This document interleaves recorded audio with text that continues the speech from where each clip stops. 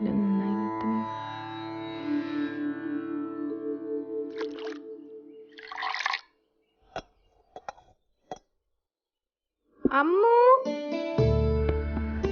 എണീറ്റേ, നേരെ ഒരുപാടായി, സ്കൂളുള്ളതാ.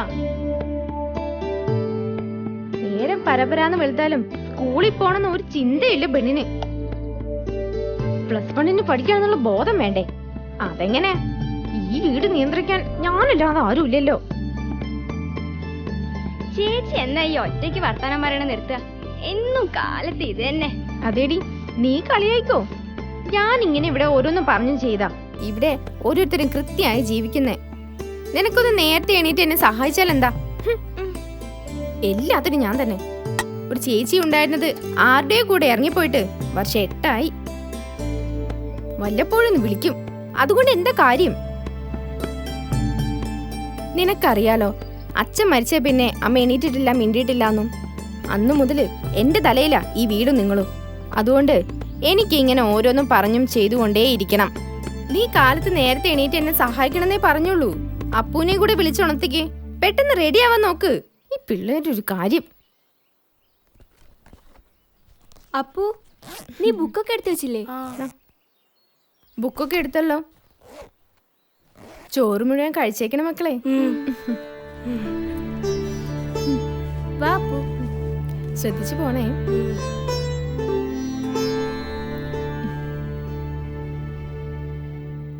ഇന്നും അവള് വഴക്ക് പറയായിരിക്കും. ഒന്ന് വേഗം വാ, ഇപ്പൊ തന്നെ നേരം വൈകി. നീ ഹോംവർക്ക് ചെയ്തോ? നീ ചെയ്തോ ഹോംവർക്ക്?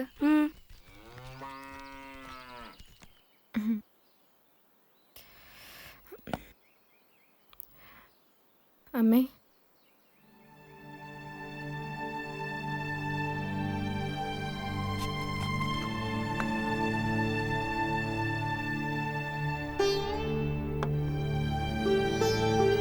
വായ കാണിച്ച്.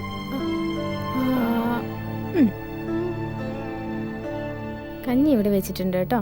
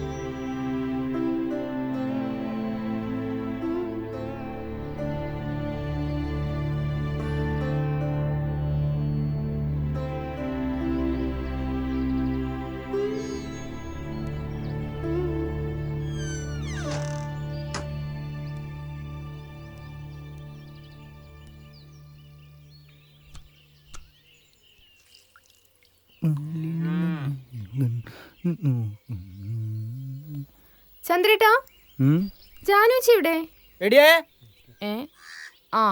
എന്താ മോളെ? ആ ചേച്ചി, ഞാൻ പോവാ. അമ്മയ്ക്ക് മരുന്ന് ഞാൻ കൊടുത്തിട്ടുണ്ടേ. കുറച്ച് കഴിഞ്ഞ് അമ്മയ്ക്ക് കഞ്ഞി കൊടുക്കണേ. ഇപ്പൊ തന്നെ നേരെ ഒരുപാട് വൈകി. ഞാൻ പോവാട്ടോ. ആ, ആയിക്കോട്ടെ മോളെ.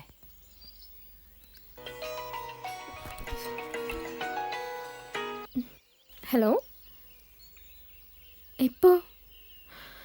എവിടെ? ഞാൻ വരാം.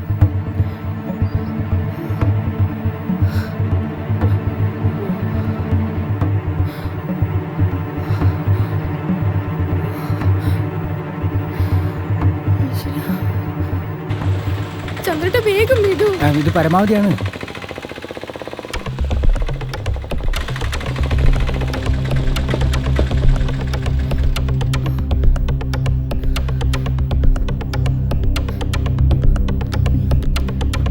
എവിടെ? നോക്കൂ, ഐസി എവിടെയാണ്? അവിടെ.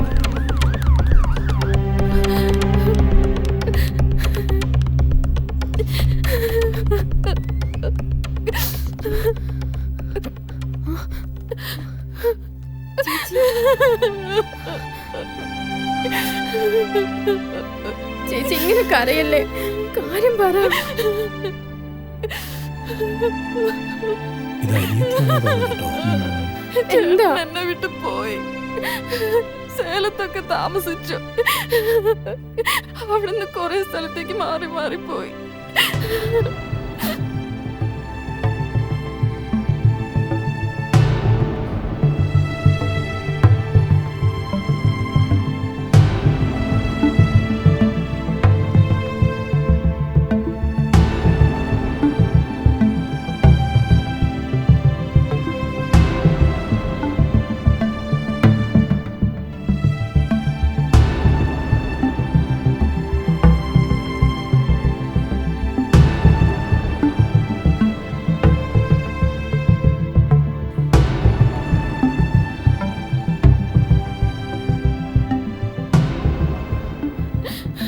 ബോഡി കിട്ടിയിട്ടില്ല, നേരം വൈകു.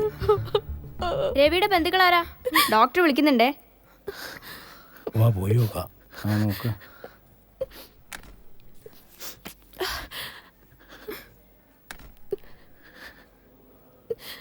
ഇതിൽ രവിയുടെ ഭാര്യ ഇത് ഇരിക്കും. നിങ്ങൾ രവിയുടെ ബന്ധുക്കളാണല്ലേ? ഈ ഒരു സാഹചര്യത്തിൽ പറയാൻ പാടുണ്ടോയെന്നറിയില്ല. ഒരു ഡോക്ടറുടെ കർത്തവ്യത്തിൽ രോഗിയുടെ രഹസ്യങ്ങൾ മറച്ചു വയ്ക്കാൻ പാടില്ലെന്നാണ്. അതുകൊണ്ട് പറയാണ്. രവിയുടെ മരണകാരണം ക്ഷയരോഗമാണെങ്കിലും അതിന് കാരണമായ വേറൊരു രോഗാവസ്ഥ അദ്ദേഹത്തിനുണ്ടായിരുന്നു. പലർക്കും ആ രോഗാവസ്ഥയെ പേടിയാണ്. സർ, എന്താണത്? HIV അഥവാ എയ്ഡ്സ്.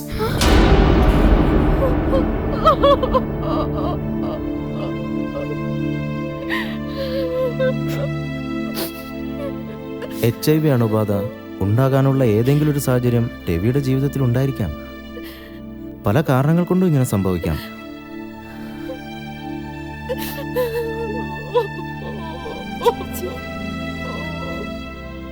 സർ, രവി വളരെ ചെറുപ്പം മുതലേ ഒരുപാട് യാത്ര ചെയ്യുന്ന ആളാണ്. വർഷങ്ങൾക്ക് മുമ്പ് ഇഷ്ടപ്പെട്ട പെൺകുട്ടിയെ കല്യാണം കഴിച്ച് കുടുംബത്തിൽ നിന്ന് ഇറങ്ങിപ്പോയതാണ്. പിന്നെ ഈ കൊച്ചു വിളിച്ചു പറഞ്ഞാ ഞങ്ങൾ കാര്യങ്ങൾ അറിയുന്നു. നിങ്ങൾക്ക് ഇതിനെക്കുറിച്ച് മുമ്പേ അറിയാമായിരുന്നു? ഇല്ല. നിങ്ങൾ വിഷമിക്കാതിരിക്കൂ. ചില വിധികൾ അങ്ങനെയാണ്. ബോഡി വർക്ക് ഹാൻഡ് ഓവർ ചെയ്യും. ഞാൻ സൈൻ ചെയ്തിട്ടുണ്ട്. പോയിക്കോളൂ.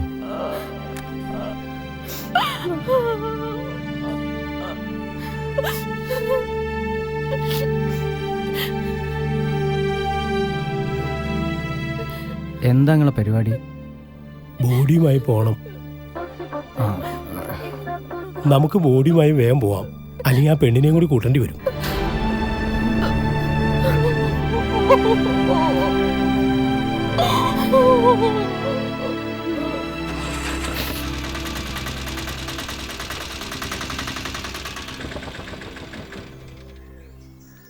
ഇറങ്ങ.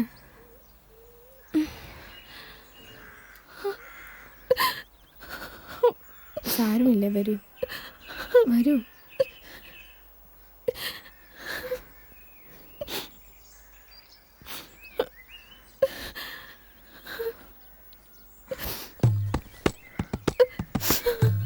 എൻ്റെ ബാഗ് പിടിച്ചോളി.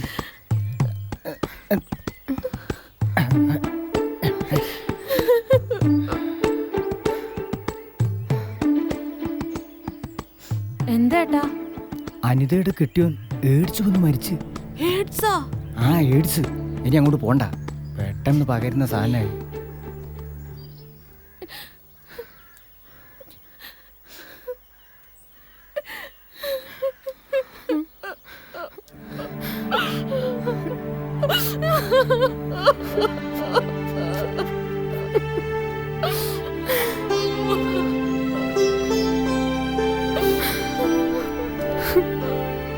കരയില്ലേ ചേച്ചി?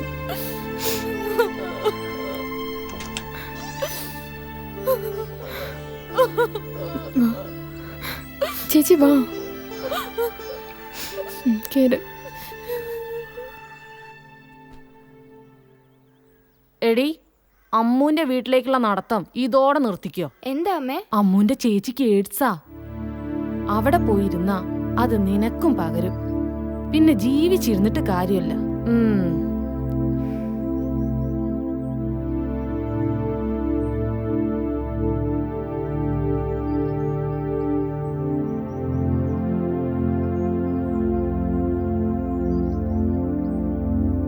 നിമ്മി വാ, ഇങ്ങട് വാ വാ.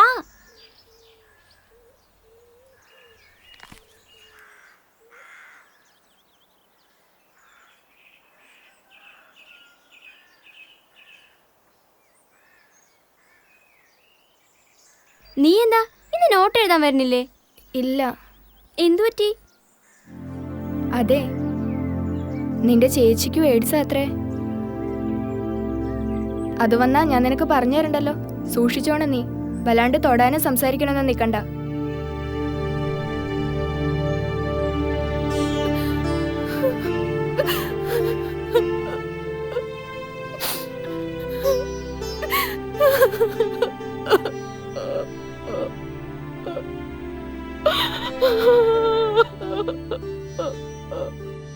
ശ്രുതിയേച്ചി, അനിതേച്ചി ഇത്രയും കാലം എവിടെയായിരുന്നു?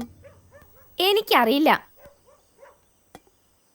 എല്ലാരും പറയുന്നു ചേച്ചിക്ക് എന്തോ അസുഖമുണ്ടെന്ന്. ശരിയാണോ? അനിതേശിക്ക് കുഴപ്പമൊന്നുമില്ല. ചേച്ചിയുടെ ഹസ്ബൻഡ് വയ്യാതെ മരിച്ചുപോയി, അത്രേ ഉള്ളൂ. നീ ചേച്ചിയെ പോയി കഴിക്കാൻ വിളിക്ക്. വയ്യാണ്ട മരിച്ചതൊന്നുമല്ല, എയ്ഡ്സ് വന്നാ മരിച്ചതെന്ന് ചന്ദ്രേട്ടൻ പറഞ്ഞല്ലോ. ഓ, നിന്നോട് അനിതേച്ചിയെ വിളിക്കാനാ പറഞ്ഞത്. ചെല്ല്. ഇവിടെ എന്തൊക്കെ അറിയേണ്ടത്? അനിതേച്ചിയുടെ ഹസ്ബൻഡിന് എയ്ഡ്സ് വന്നത് കാരണം അത് ചേച്ചിക്കും ഉണ്ടാവുമോ? ആ, എനിക്കറിയില്ല. കാണും. കുറെ കാലം അവർ ഒരുമിച്ച് നിന്നതല്ലേ. എനിക്ക് പേടിയാവുന്നു. നിനക്കോ? എന്തിന്? ഏയ് ഒന്നുമില്ല, നീ ഉറങ്ങിക്കോ.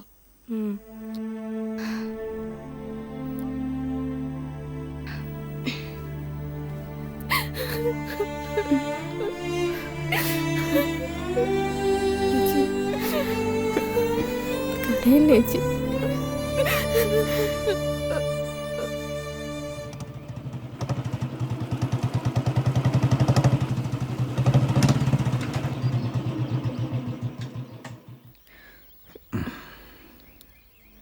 നീ ജോലിക്കാവൂല്ലേ?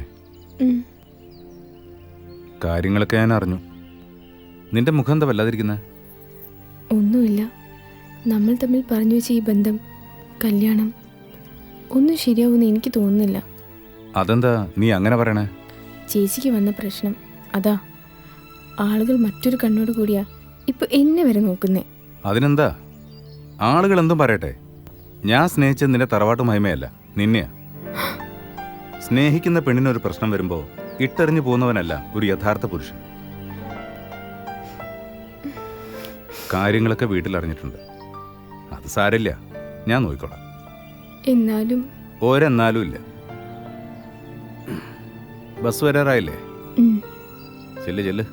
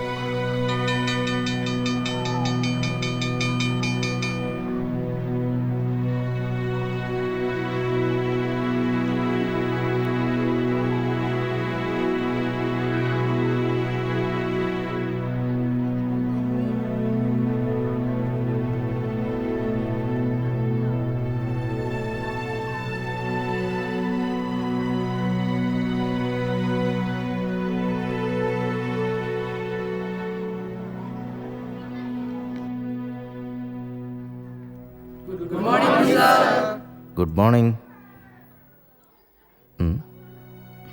അമ്മു വാ.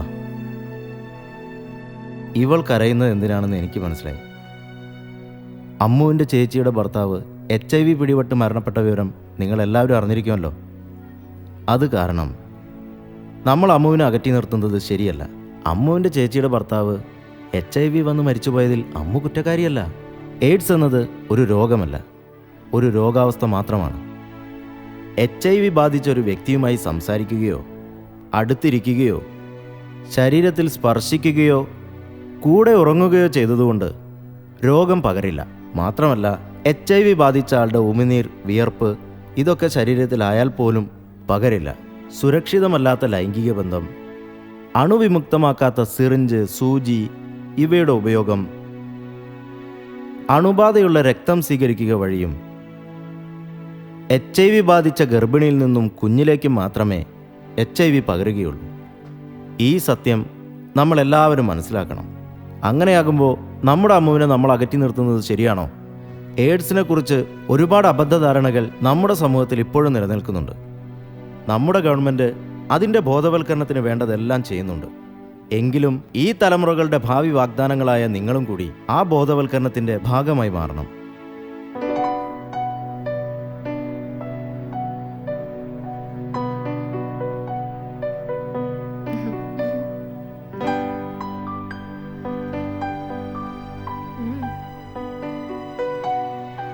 ഇരിക്കടോ.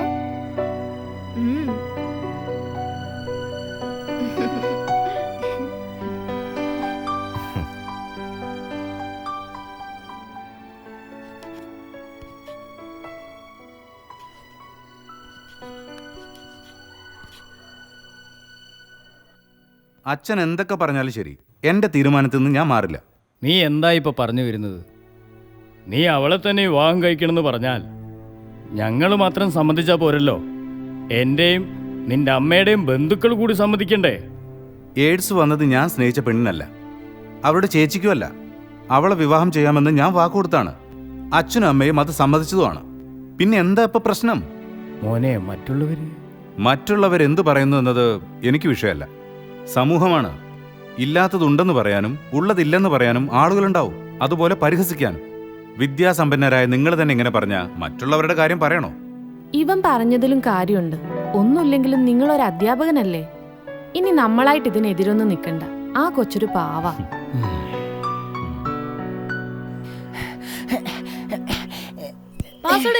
ഇങ്ങോട്ടടി. ഇവിടെ അടി അടി അടി അടി. അയ്യോ അയ്യോ അയ്യോ, എന്താ പറ്റിയേ? അവനെന്നെ തള്ളിയിട്ടു. ഇവിടെ വാടാ. എന്താടാ കാര്യം? ഓനെ ഞങ്ങൾ കളിക്കാൻ കൂട്ടൂല. എന്തിനാ അവനെ തള്ളിയിട്ടെ? അത് പിന്നെ ചേച്ചി, ഇത്രയും നാൾ നിങ്ങൾ ഒരുമിച്ച് കൂട്ടുകാരെ പോലെ തന്നെയല്ലേ കഴിഞ്ഞത്. ഇപ്പൊ മാത്രം എന്താ? നിങ്ങൾ വിചാരിക്കുന്ന പോലെ ഒരു പ്രശ്നം ഇവനില്ല. മനസ്സിലായോ?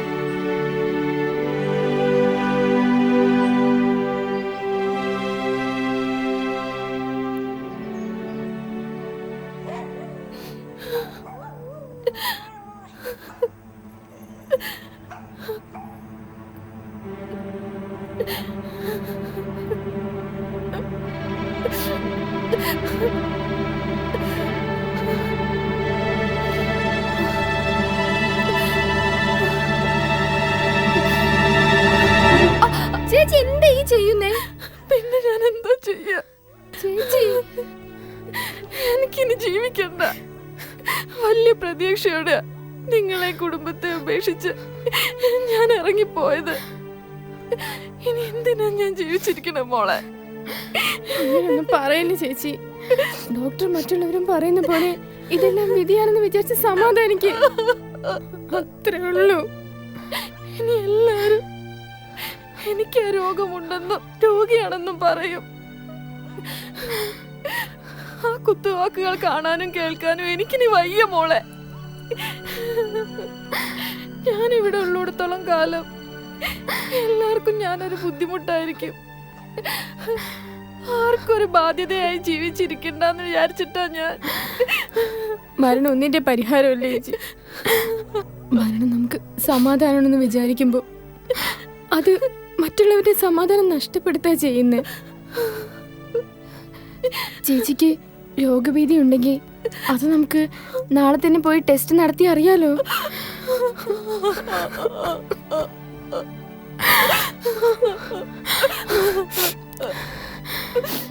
ചേച്ചി ഇപ്പൊ കിടന്നുറങ്ങി, ഒന്നും ഓർത്ത് വിഷമിക്കണ്ട. ആരെന്ത് പറഞ്ഞാലും എന്റെ ചേച്ചി എനിക്കറിയാലോ. കിടന്നുറങ്ങ്, പേടിക്കണ്ട കേട്ടോ. നിങ്ങളൊരു സംശയത്തിന് നിൽക്കാതെ ടെസ്റ്റ് ചെയ്യാൻ വന്നത് തന്നെ വലിയ കാര്യം. ടെസ്റ്റ് നടത്തുന്നതിനും അതിൻ്റെ ഭാഗമായുള്ള കൗൺസിലിങ്ങിനും വേണ്ടി നിങ്ങളിവിടുത്തെ സീനിയർ കൺസൾട്ടൻറ്റിനെ ഒന്ന് കാണൂ. ബാക്കി കാര്യങ്ങൾ അദ്ദേഹം പറഞ്ഞു തരും. കാര്യങ്ങൾ ഞാനതിൽ എഴുതിയിട്ടുണ്ട്, നിങ്ങൾ ചെന്ന് കണ്ടോളൂ.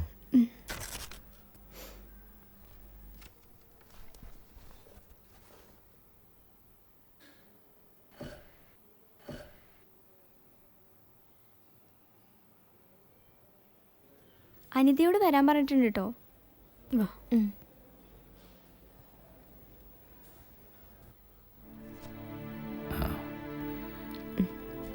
ഇരിക്കൂ. ഇതിലാരാ അനിത? ഞാനാണ് സർ. ഇതാരാ? എന്റെ അനിയത്തിയ. ഒരു കൗൺസിലറുടെ കടമയെന്ന് പറയുന്നത് അവരെ കാണാൻ വരുന്ന വ്യക്തിയുടെ മാനസികവും ശാരീരികവുമായ പ്രശ്നങ്ങൾ ചോദിച്ചു മനസ്സിലാക്കി അത് പരിഹരിക്കാൻ ആവശ്യമായ മാർഗനിർദ്ദേശങ്ങൾ നൽകി അവർക്ക് ആശ്വാസം നൽകുക എന്നുള്ളതാണ്. അതിനായി അനിതയോട് എനിക്ക് തനിച്ച് സംസാരിക്കേണ്ടതുണ്ട്. അതുകൊണ്ട് ദയവായി നിങ്ങൾ അല്പസമയം പുറത്തിരിക്കും.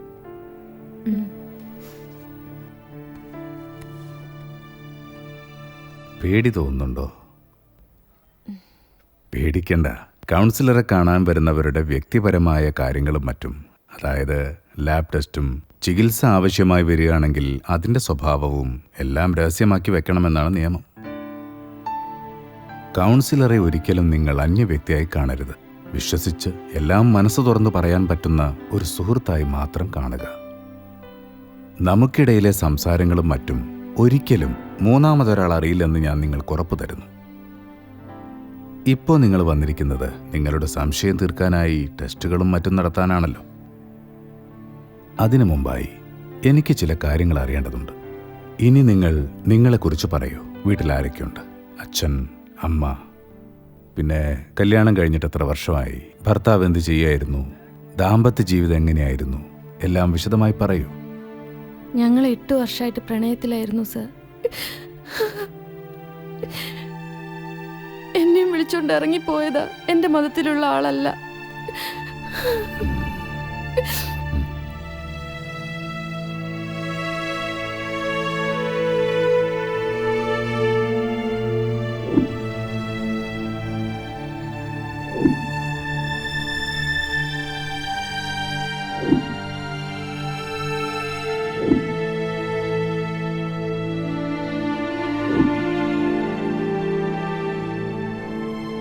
നിങ്ങൾക്കറിയാതിരിക്കൂ, ചില കാര്യങ്ങൾ അങ്ങനെയാണ്. ഒരാളുടെ ജീവിതത്തിലും ഒരിക്കലും സംഭവിക്കാൻ പാടില്ലാത്ത കാര്യമാണ് നിങ്ങളുടെ ജീവിതത്തിൽ സംഭവിച്ചിരിക്കുന്നത്. അതിനി ആരെയും പഴിച്ചിട്ട് കാര്യമില്ല എന്ന് കരുതി നിങ്ങളിങ്ങനെ സങ്കടപ്പെടേണ്ട കാര്യവുമില്ല.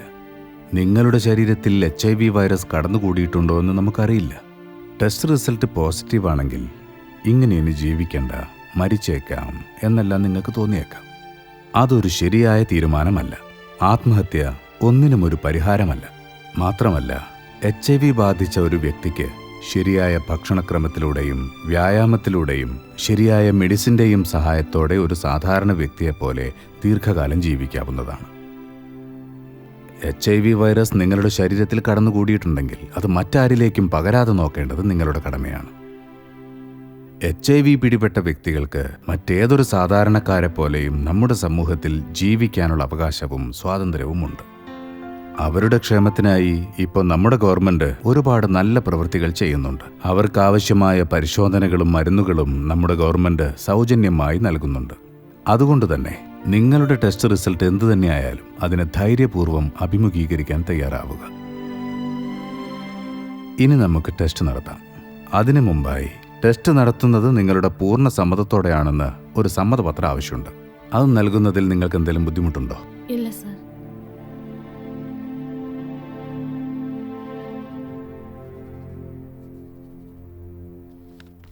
ഇത് ലാബിൽ കൊടുത്തോളൂ.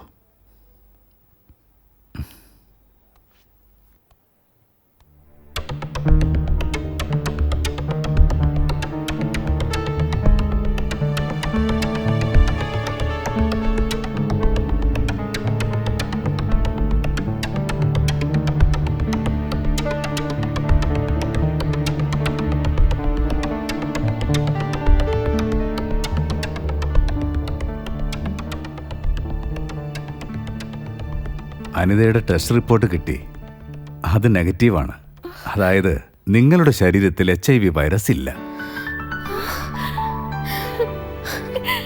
ഇപ്പൊ സമാധാനമായില്ലേ? അനിതയുടെ ഭർത്താവ് HIV വൈറസ് പിടിപെട്ട് മരണപ്പെട്ടതാണെങ്കിലും ശരിയായ സുരക്ഷാ മാർഗങ്ങൾ സ്വീകരിച്ചതുകൊണ്ടാണ് നിങ്ങൾക്കത് പകരാതിരുന്നത്. ഇനി സമാധാനമായിട്ട് പോയിക്കോളൂ.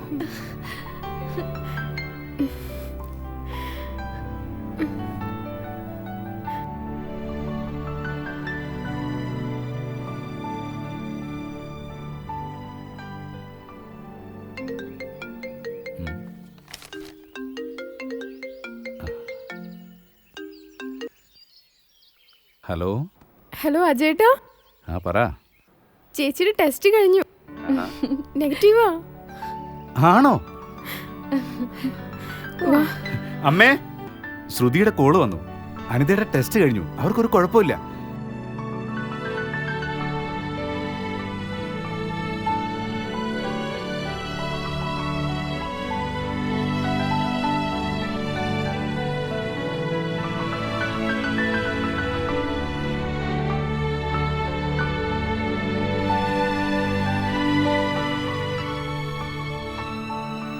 ജാനുച്ചി ചേച്ചിക്ക് ഇപ്പൊ കുഴപ്പമൊന്നുമില്ല. അവരിപ്പോ വിളിച്ചിരുന്നു. അനിതേച്ചിക്ക് ഇപ്പൊ ഒരു കുഴപ്പമില്ല.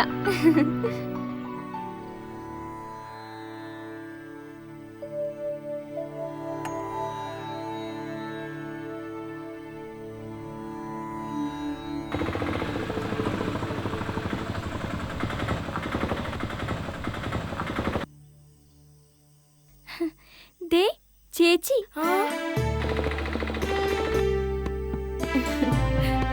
ചേച്ചി മക്കളെ.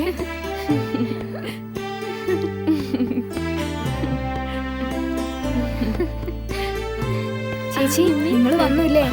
അനിതേ, ചന്ദ്രേട്ടാ. ആ.